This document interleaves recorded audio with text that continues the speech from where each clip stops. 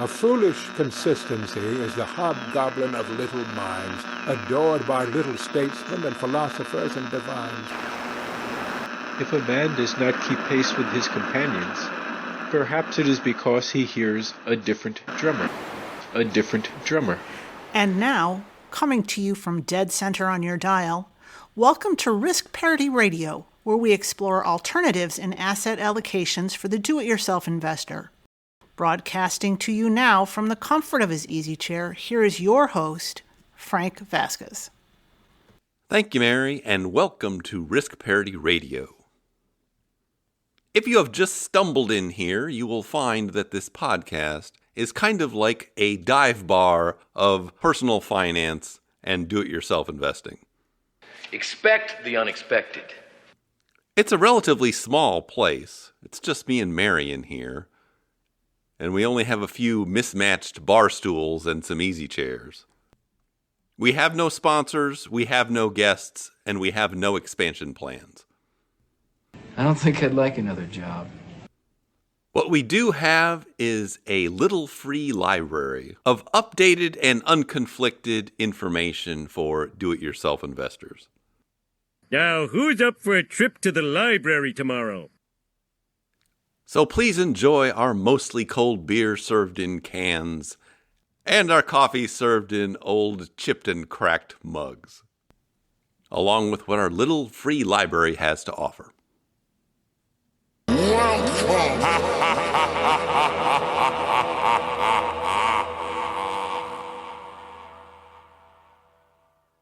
But now onward, episode 482. Today on Risk Parity Radio. It's time for the grand unveiling of money! Which means we'll be doing our weekly portfolio reviews of the 8 sample portfolios you can find at www.riskparityradio.com on the portfolios page. And it's turning out to be a banner year for those portfolios already. That is the straight stuff, O Funkmaster. Not so much in the regular things people invest in, but all the other ones. So gold is up a lot. I love gold. Commodities are doing well.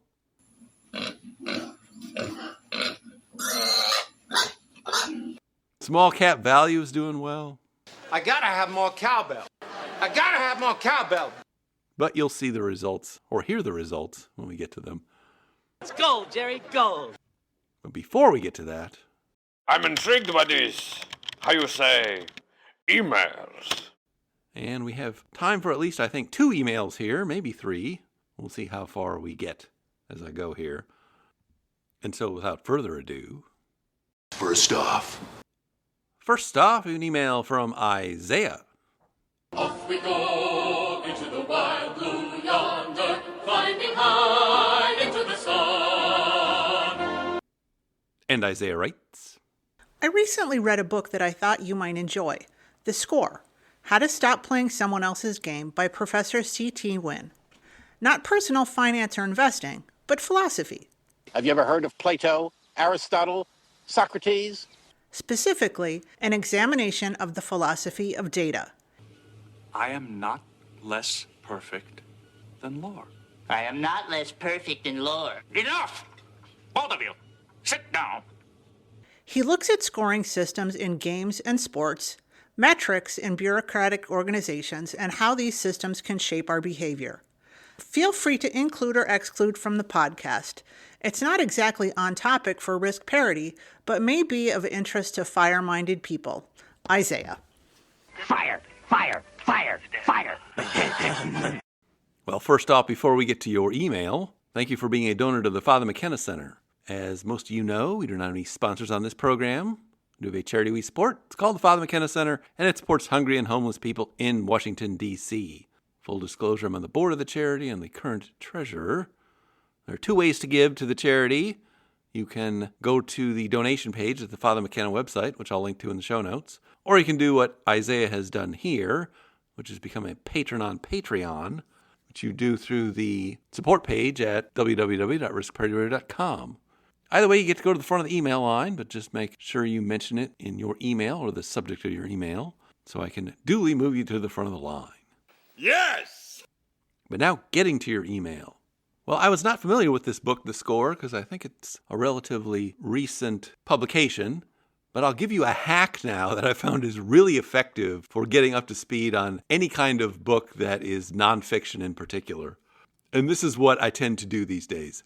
First, I go ask at least one and usually two artificial intelligence bots. In this case, I use Gemini, I think, for a summary of the book and then a chapter-by-chapter summary. Then I take those things and I put them into Google Notebook LM. And then I have it generate me a slideshow and a video presentation, which is usually 6 to 8 minutes long. Watch that, and then you have a great summary of the whole book. And you can do this whole process in about 15 minutes. And so that's what I did here. Surely you can't be serious. I am serious. And don't call me Shirley.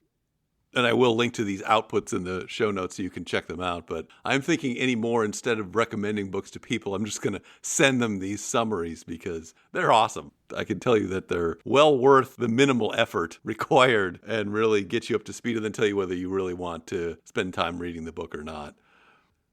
It's not that I'm lazy. It's that I just don't care. So this book makes the point that our lives have become increasingly gamified in just about everything we do, whether it has something to do with our career, something to do with our creative things like a podcast or a blog, something to do with your health. Everything seems to have numbers attached to it now. A number so perfect. We find it everywhere. And so oftentimes the focus becomes on the numbers without regard to whether this is serving any real purpose in one's life.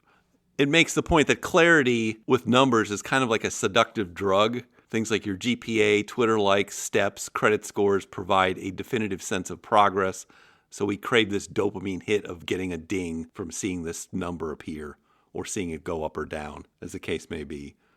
And that's actually the trap. He calls it value capture. And this occurs when our internal values are replaced or simplified by these kind of external metrics. So we chase the numbers and forget what the real goal was in the first place, whether it's to be healthy or have enough to retire or have good relationships or any number of other things that are not really that quantifiable. And our world is almost designed like this now because that's how companies and other people get our attention, by coming up with these numerical metrics. So he says, when social life is scored, we are not the players, but we are the pieces. Platforms gamify interaction to serve their goals, not ours. When you optimize for engagement, you are working for the platform. Alive! It's alive! It's alive! And he urges us to adopt an art of resistance, where we moved from being captured by these technologies to being rebellious against them. So strategy 1 is cultivate metric mindfulness. You have this trigger where a number goes up, you feel a sensation, a dopamine rush. What you need to do is pause there and stop and separate that feeling from the fact of what is really happening apart from the number, and ask the question, am I doing this for the meaning of it, or am I doing it for a ding? Bing! And then he gives strategy 2, which is guard the opaque spaces, noting that opacity is a protection where things are not being quantified. So choosing hobbies you don't post about or don't post about much, hike without a GPS watch, which I don't own, read without the tracking app. I don't do that either. But the idea is if it can't be measured, it can't be optimized by anybody but you. Strategy 3 is to use metrics as disposable tools. So treat them like game points, care about them temporarily, then stop. Use the budget app to learn your habits, then delete it. Kick the ladder away once the intuition is built. Where this would apply to retirement and saving is obvious that once you have enough money to retire, you don't need to be keeping religious track of it or worrying about whether numbers going up or not anymore, because that's not serving any purpose anymore. And he suggests that we only spend 15% of our effort on what he calls metric compliance, pursuing these things or qualifying for whatever we need to do, basically taking a satisficing approach to that, whereas we optimize or spend the bulk of our time on the meaning and the true work of whatever this activity is. Save your soul for the work, that's what he says. And he contrasts the two mindsets, which he calls the captured mindset of a victim who focuses on the score, views numbers as objective truth, seeks clarity and certainty, changes values to fit the metric. This sounds like our frugal Bob character with the savings problem that Morgan Housel talks about, doesn't it? He urges the rebellious mindset where you're not the victim but the agent, where you focus on the point of the activity in descriptive terms, not numeric terms, views numbers as disposable tools, accepts ambiguity and complexity, and changes the metric to fit the values. And his concluding thought is, games are beautiful places to visit, but they are terrible places to live. So where this really fits in well for what we've been talking about recently, if you listen to the last episode and other episodes, I've often mentioned the 4 idols, which can sap our purpose and are kind of the things you don't want to be pursuing long term because they interfere with pursuing good relationships and doing the things that actually are going to make you happy and fulfilled. And those 4 idols are money, power, fame, and pleasure seeking. Now, in particular, the first 3, money, power, and fame, are all about these metrics these days. Obviously, you can watch number go up as far as the money is concerned.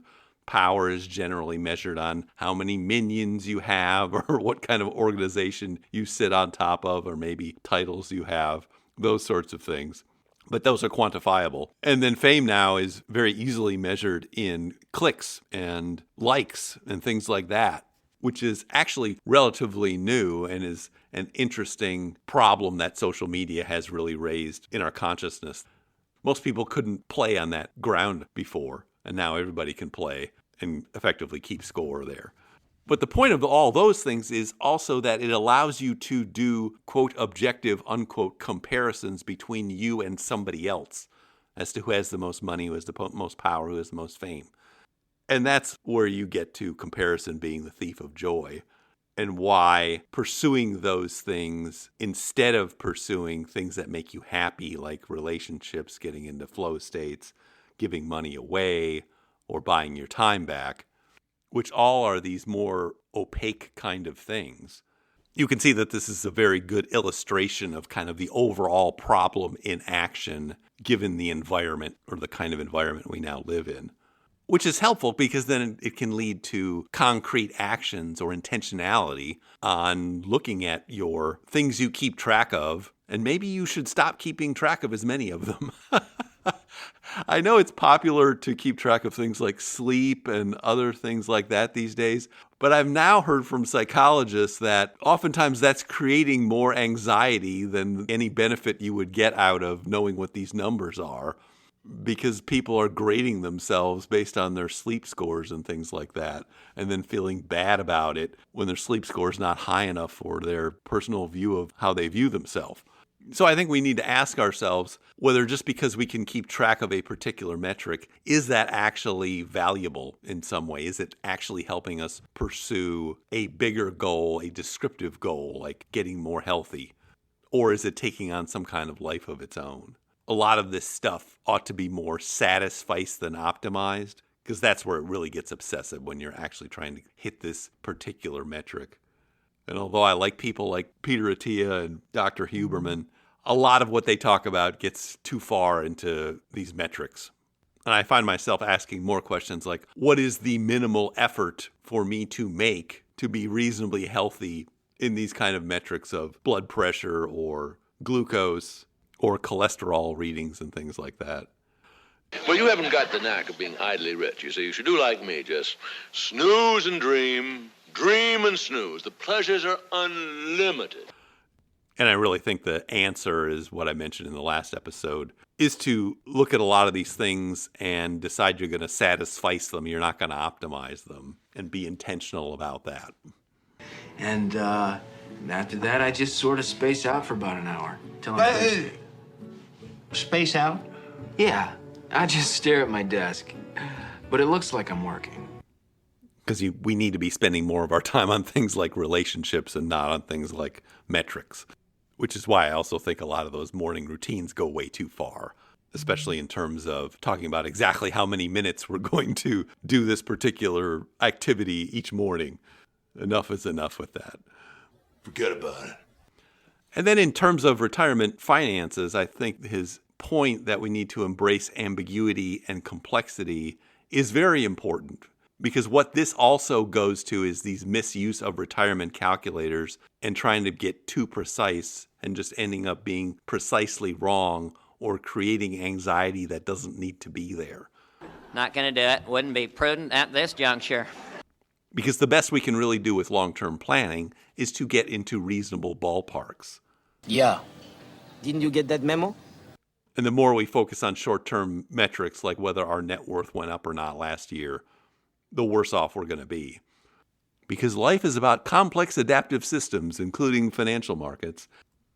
Because life is about complex adaptive systems, including financial markets. And that is exactly where you have complexity and ambiguity. And you're not going to find precision and clarity. And if you look for it, it is going to be a false precision or a false clarity, which may mislead you. Hello? Hello, anybody home? Huh? Think, McFly, think! Anyway, I very much enjoyed, quote, reading, unquote, in the way I read these books these days. And I think it's quite useful. I will link to those slideshow and video in the show notes so you guys can check them out as well.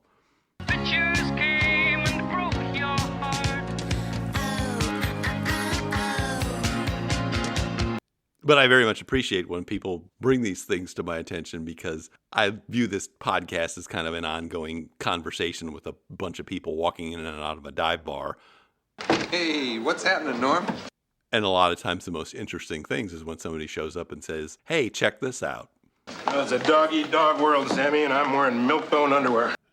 Because you guys bring a lot of interesting topics and information in here, which makes this podcast a whole lot better than it would be if it were just me talking about my metrics. I award you no points, and may God have mercy on your soul.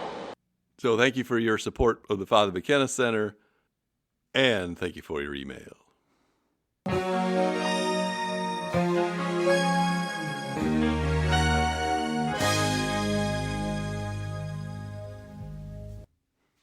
And I think we'll just do one more. Second off, last off. Second off and last off, we have an email from Mike. Let's get Mikey. Yeah. He won't need it. He hates everything. And Mike writes, Dear Frank and Mary, I am entering retirement and thankful for your help as I gain confidence in my retirement allocations for decumulation. You are a gift to many seeking confidence in a new era of our lives. You gotta fight for your right to party! I am now a first-time donor to the Father McKenna Center because of your goodwill, my Christian Catholic faith, and my confidence that a productive risk parity portfolio will enable room for more significant charitable giving as I reach my stride in retirement. Giddy up! Incidentally, I am blind and appreciate your verbal renditions of the portfolio updates, and I've even grown fond of the soundtrack snippets now that my life is becoming less hurried as work-life duties wane. The best, Jerry. The best. I have 2 questions on a modified golden ratio portfolio, which I intend to use in 2 ways. First, a most conventional mode for tax-deferred 403b/401k, which will fuel most of my living needs, and a secondary, more aggressive risk parity model guiding Roth funds for deferred needs like periodic special projects, long-term care needs, or inheritance. 1. For the bulk of my investments, tax-deferred 403b/401k, I wish to slightly increase stock holdings from 42% to nearly 50%, so I target a reduced base cash allocation and may also borrow 1% from the bonds and gold to reach my stock weighting goal. I desire a 4% cash allocation representing a 4% plus safe withdrawal rate, with dividends adding to reach the 5% annual withdrawal potential. As you noted, your personal portfolio reduced cash for additional stock holdings. I ask, how did you increase stock holdings? Did you boost VUG/AVUV, add AVNM? Or did you split between AVDV and IDMO at what might seem like a minuscule allocation to international? My idea is to boost stock by 4% by reducing cash to 4%, GLDM to 15%, VGLT to 25%. Would you personally direct this extra 4% to AVNM, a split of AVDV/IDMO, or just add to VUG/AVUV? 2. I wish to go more aggressive on my Roth holdings, striving towards 60% stock there, as my needs there may be periodic or deferred. In doing so, my idea of a portfolio of 24% VUG, 10% SCHD, 14% AVUV, 4% IDMO, 4% AVDV, 10% VGLT, 10% VGIT, 10% GLDM, 10% DBMF, 4% SGOV. In building this more aggressive Roth allocation, I need to decide on the importance of alternatives versus bonds and the merits of half VGLT/VGIT or all VGLT, given what would be a smaller bond allocation. Your perspective on my plan and the options for these weightings is appreciated. Thanks again for all you do, Mike. He likes it. Hey, Mikey. Well, thank you also for being a donor to the Father McKenna Center, Michael. It has moved you to the front of the line, as well as garnered my undying gratitude. Now, if you do give to the center directly, you probably get on the email list, and we sent out our most recent email telling you all what's going on down there these days. We're in the middle of our hypothermia program, where we take a select group of men who have applied and allow them to stay in the center overnight and be fed and participate in a number of programs. People have to apply for that. And that's going well. We teach things like financial literacy. Time is money, boy. And one of our board members takes care of that. We're also having coming up what we kind of call immersion season. And we have relationships with a lot of different colleges who will send little groups of students down to the Father McKenna Center for a week at a time. And this generally goes on starting about now and through the spring. But they get a chance to stay at the center, work at the center, and get a feel for what we do.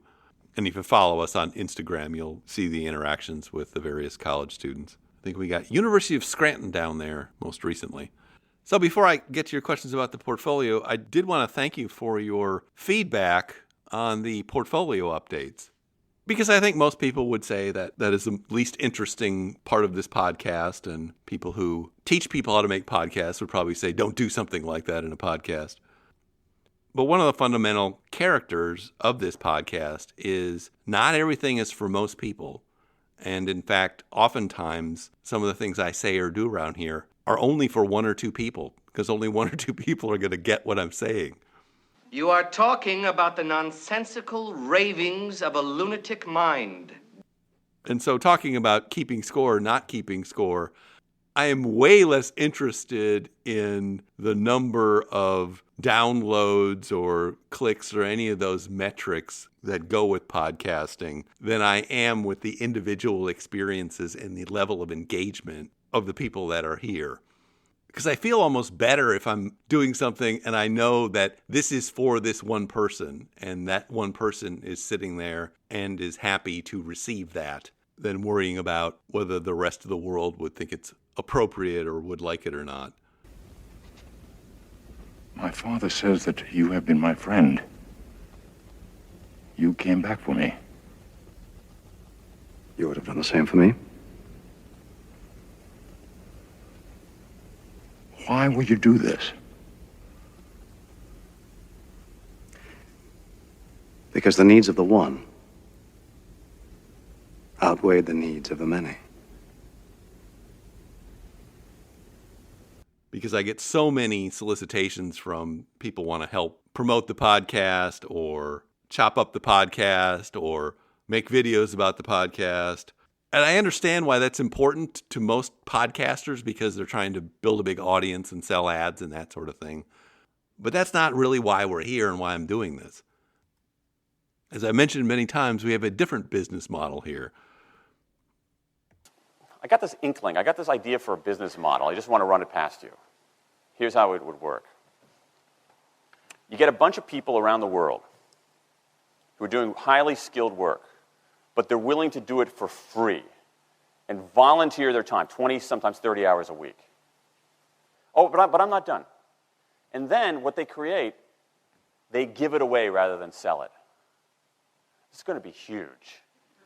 What's going on? Why are people doing this? Why are these people, many of whom are technically sophisticated, highly skilled people who have jobs, okay? They have jobs. They're working at jobs for pay, doing sophisticated technological work.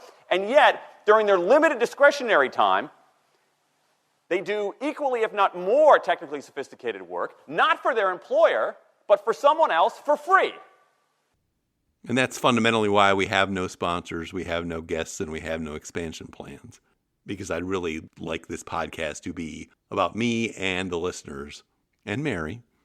Mary, Mary, I need your hugging.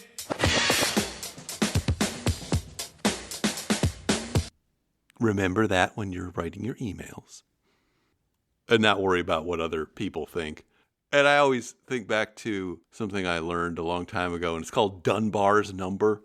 And Dunbar's number is 150. And what Dunbar's number is supposed to signify is that is about the most number of people that any one individual can have meaningful interactions with. That once you get beyond that, you're not really having meaningful interactions because there's just too many people involved. And we now have like 3,000 listeners to this podcast. But obviously, there's a lot smaller number who are really into it and who choose to write in. But we have more than enough people here to make this worthwhile and worth doing and enjoyable for me to do. So I really appreciate the feedback. Except we're not getting rid of the sound bites, so you can forget about that. You can't handle the dogs and cats living together. So getting to your questions, I think you're fine with respect to all of this, and what you're talking is just tweaking a little bit around the edges, because there is ambiguity with respect to these portfolios, and there really is no way of saying that this one, which is a few percentage different from another one, is a meaningful difference, at least in any way that you can quantify. So you asked how we handle cash in our portfolio, and the truth is we try to minimize holding cash at all. There's always money in a banana stand. Because I'd rather use that 6% in a golden ratio kind of portfolio to putting it into more stocks, which in our case ends up being an international kind of allocation. If you really want to simplify this down, you could do 50% stocks that are 40% in US and 10% in international, or change that. Just make sure they're divided up into growth and value. You can have 25% in treasury bonds and then 25% in alternatives, and you can rejigger how you want that. That would be the simplest formulation of all of this, and that I know a number of listeners have adopted something like that.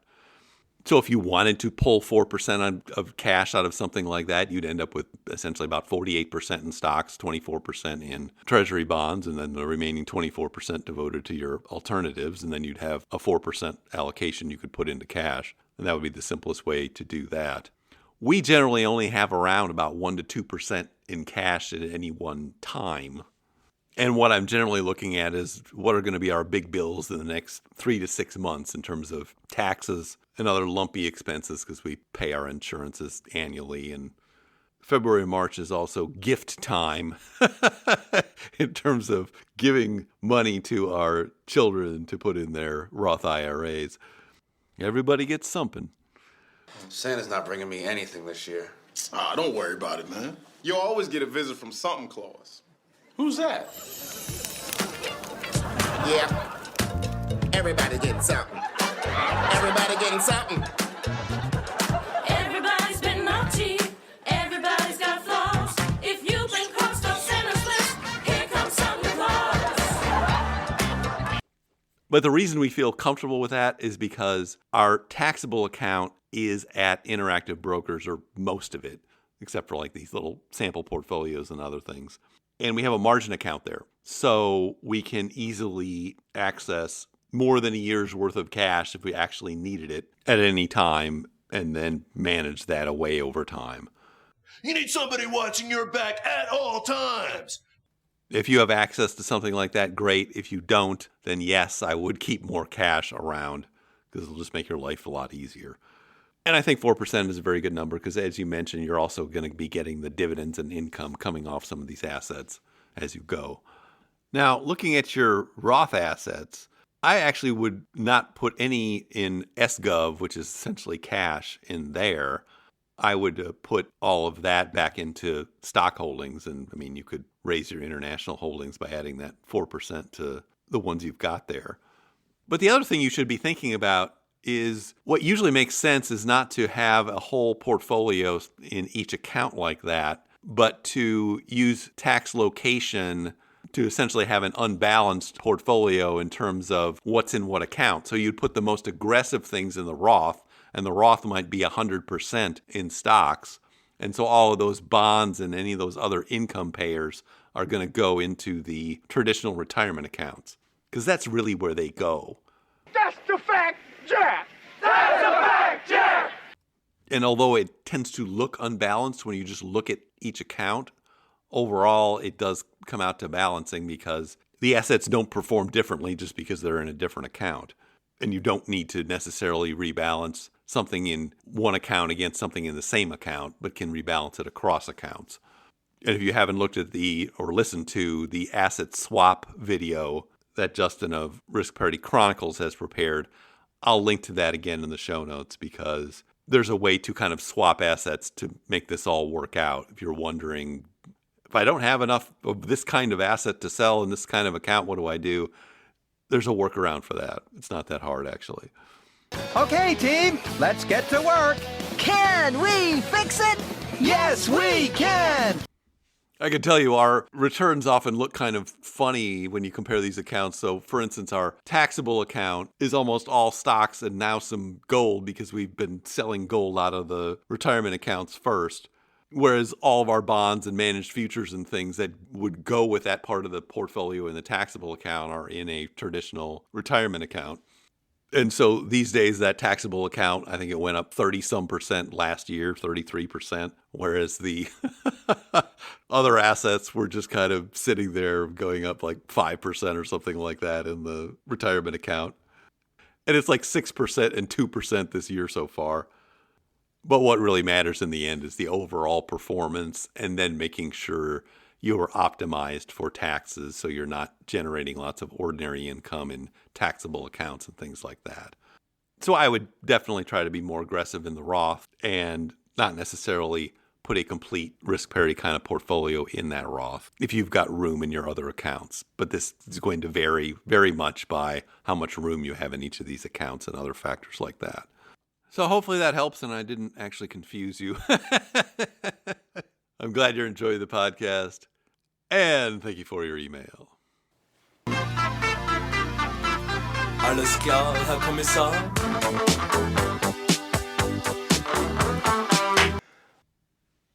Now we're going to do something extremely fun.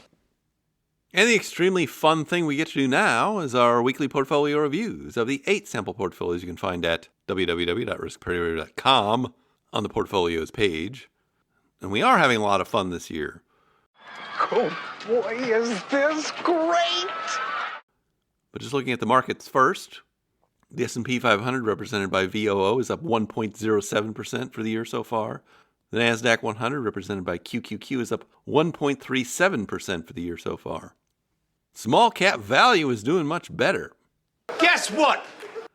Our representative fund VIOV is already up 7.02% for the year so far. I got a fever. And the only prescription is more cowbell.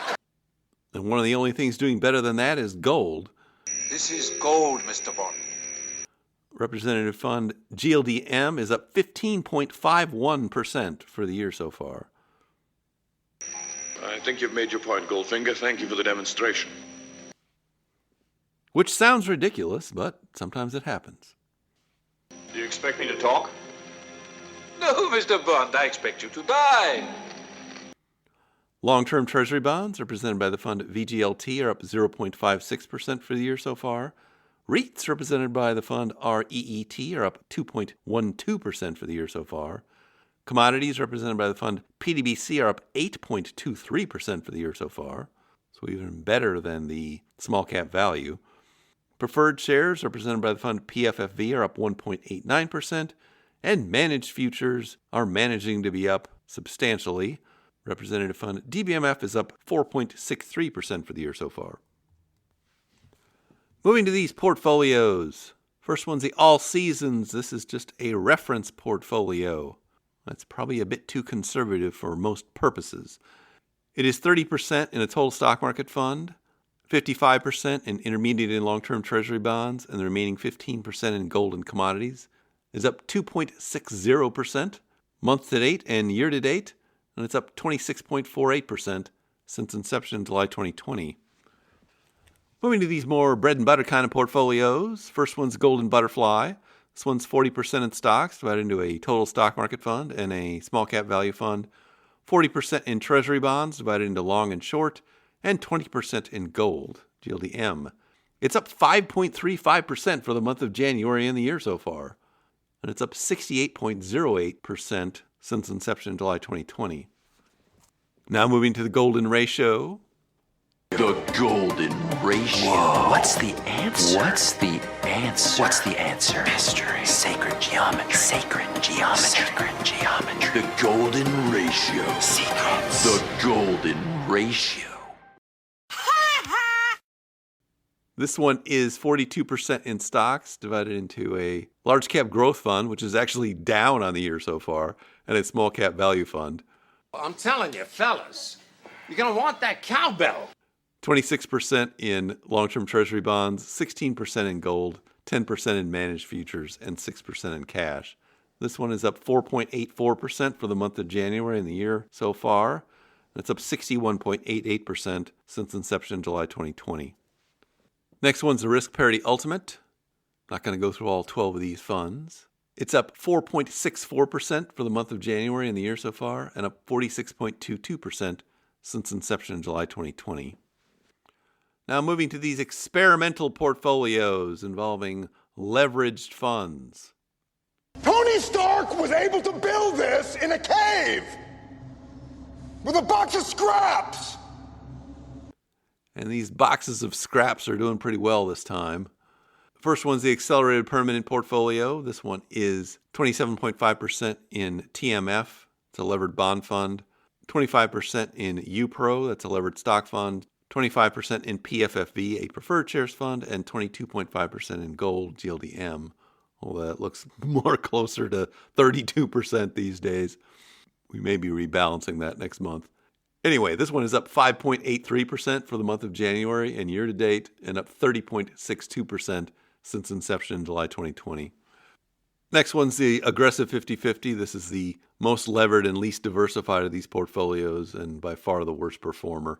It is 1/3 in a levered stock fund, UPRO, 1/3 in a levered bond fund, TMF, and the remaining third divided into a preferred shares fund and an intermediate treasury bond fund.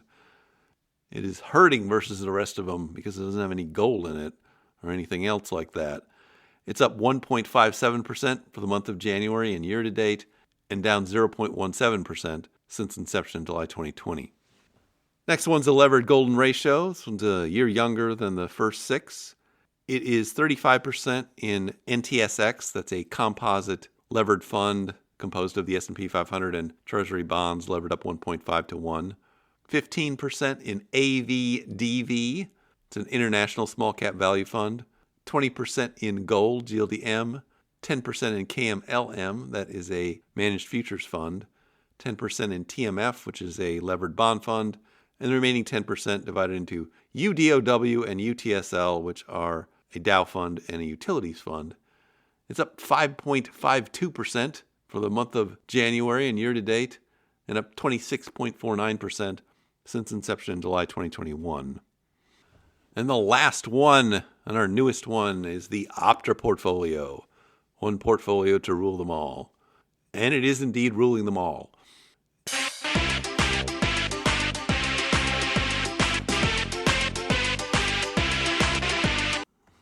So this one is 16% in a levered stock fund, UPRO, 24% in AVGV, that is a worldwide value fund, 24% in GOVZ, that's a Treasury Strips fund, and the remaining 36% divided into gold and managed futures. It is up 6.48% for the month of January and year-to-date so far, and up 37.39% since inception in July 2024. So it is going gangbusters in technical terms. Oppan Gangnam Style. Gangnam Style. Oppan Gangnam Style. Gangnam Style. Oppan Gangnam Style. So it's an interesting and peculiar start to the new year. It is relatively unusual for these kinds of portfolios, due to their diversification, to outperform stock markets when stock markets are going up. Usually when you see outperformance is when the stock market is not doing well. Although you could almost say the stock market is flat right now. So it's not doing well in that sense. But this does happen from time to time. It has happened historically. So it's not like it's unprecedented or something like that. Anyway, we'll take it when we can get it. And I'm sure people have been holding these portfolios since our early days here, are very pleased with the results they're experiencing. I love money. Because I am too. We'll be doing a renovation project on our house this year, mostly in the master bathroom. And this will help pay for a lot of that. Because it's going to be a big job. Why, someone left this job half done. Can we fix it? Yes, we can! Ain't nobody finishing nothing! I'm sorry. Who are you? We're from the union, and we say you don't have the right equipment for this job. We have all the equipment we need. Really? You got a talking briefcase full of $100 bills over there? No, but... Oh, okay, that's, whoa! Hey! Can I play too? Oh!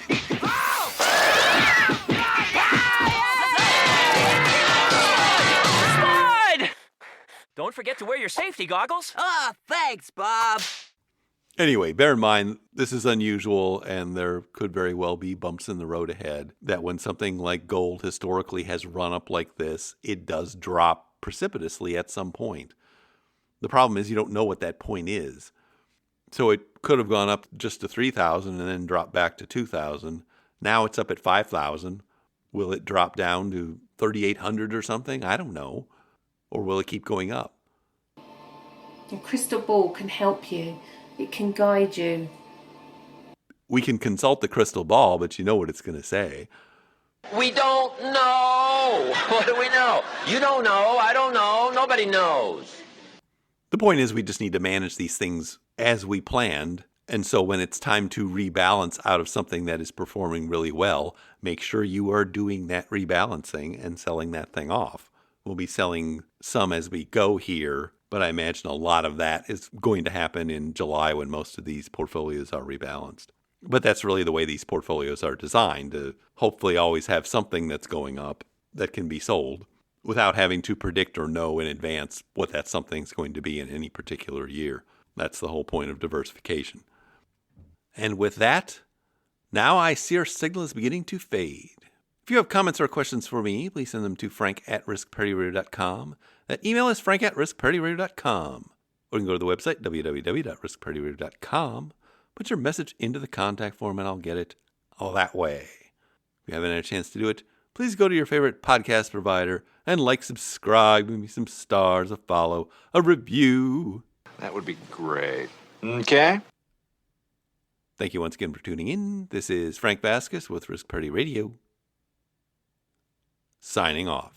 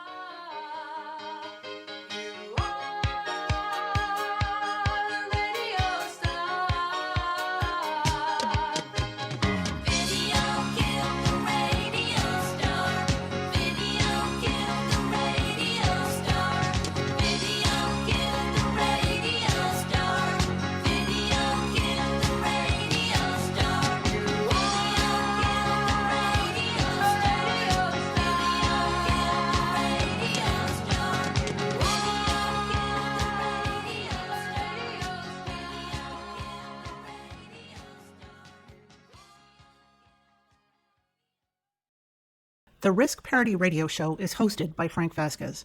The content provided is for entertainment and informational purposes only and does not constitute financial, investment, tax, or legal advice. Please consult with your own advisors before taking any actions based on any information you have heard here, making sure to take into account your own personal circumstances.